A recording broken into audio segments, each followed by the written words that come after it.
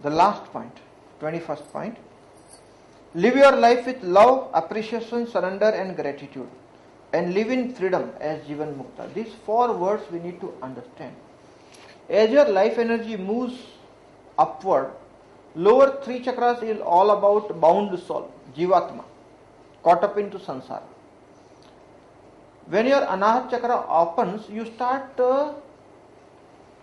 understanding the quality called love, because you start operating from the heart. You become motherly, you become saintly, you start nurturing, you start helping, you start loving. That unconditional love will happen. So that is the quality of the heart. So that is the first.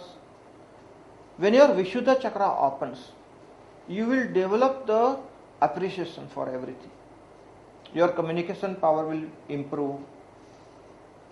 You will become more spontaneous in your expressions. You will have the power of appreciation. So that is the second thing. Anahata is love, Vishuddhi is appreciation.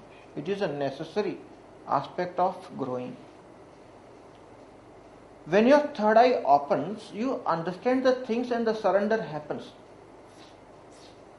So, surrender to existence, surrender to Lord, surrender to nature. It's a quality that surrender has to happen. In that surrender, there is a total annihilation of the ego. That process has to happen. When the ego is gone completely, only then the third eye process is complete. And the energy moves upward after that, and your Sahasrara opens. You are filled with the gratitude for the whole existence. That is the word gratitude is operating out of open Sahasrara. Then you will have gratitude for everything. So if all the 4 chakras are open,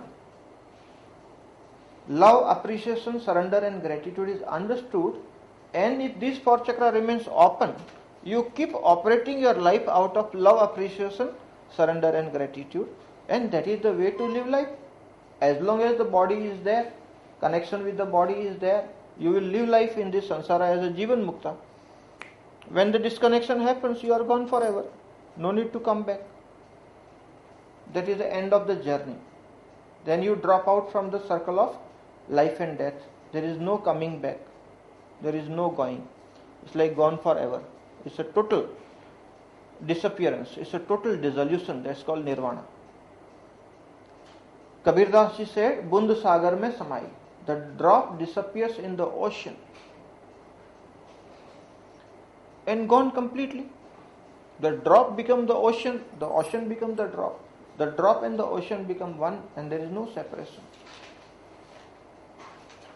A wave on the ocean develops the wrong notion that I am separate than the ocean. That is the story of ego. Because of the ego attachment, ego starts feeling that I am different than others. Like a wave has a form, the wave has a name, the wave gets caught into the name and form, Nama Rupa Sansara, and ego becomes stronger, and ego starts believing that I am different than others. The wave starts believing that I am different than the ocean. Even when the wave is believing that wave is different than the ocean, the fact is the wave and the ocean are one. So ego is the greatest misunderstanding. A right kind of understanding happens, the wave realizes the wave is ocean. That's enlightenment. So enlightenment is simply a normal process of avoiding misunderstanding and getting into the right kind of understanding. That is the realization. So process of enlightenment is such a simple process.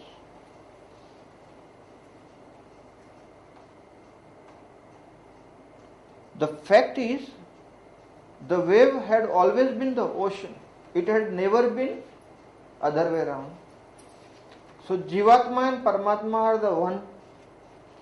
Just because Jivatma developed this wrong notion that I am different, that does not do any harm to you. You had always been that. The realization of this is enlightenment. Once this understanding has happened, you operate out of love, appreciation, surrender and gratitude. And these four qualities are there all the time with you. And you live like a Jivan Mukta, living in freedom. The purpose of life is attained. The mission is fulfilled. There is no coming back and there is no going, because there is no one to come, there is no one to go. There is nothing. And that is the end of the story. The game is over. You are finished. Ego continues. Who reincarnates? Ego reincarnates. Who wants another birth? Ego wants another birth. If the total annihilation of the ego has happened, there is no one to come back, because there is no one to go. There is nothing. There is no coming, there is no going. There is no bandhan, there is no moksha, because it all belongs to ego. If the ego is gone, there is nothing like bondage, there is nothing like freedom.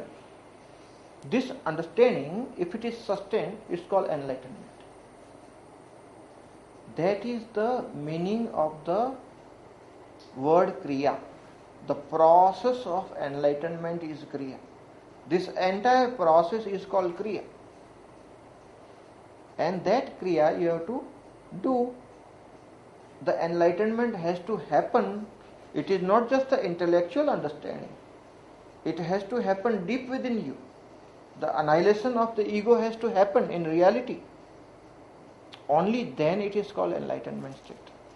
If you are understanding these things intellectually, but if it is not happening to you in reality, that is not the enlightenment state. That's why sadhana is necessary. That's why sajjan sangata is necessary. Living with the master is necessary. Master is a reminder. See, this is possible. Jal Kamalvat Jivan is possible. You can also do this thing. And there is a great confidence. And you can walk the path. May all of you become Jivan Mukta. Thank you.